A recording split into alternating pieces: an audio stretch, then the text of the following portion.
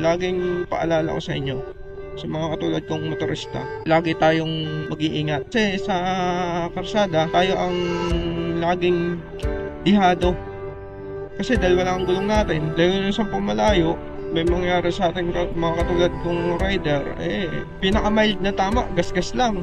Gas-gas pa ng motor. Yun din yung sa pinaka-iingatan natin. Yung masaktan tayo, at syempre, yung madamage yung motor natin. Kasi alam naman natin, katulad ng mga motorista, mahilig din sa motor. Ang motor natin, ito, si Panther. 3 taon na rin to sa akin. Isa to sa pinakamahalagang bagay, o hindi ko to tinuturing na bagay. Isa sa pinakamahalagang parte ng buhay ko, o ng pagkatao ko. Kasi araw-araw ko siyang kasama, tapos yun. Kung ano yung pag-iingat ko sa kanya, ganun din yung pag-iingat niya sa akin.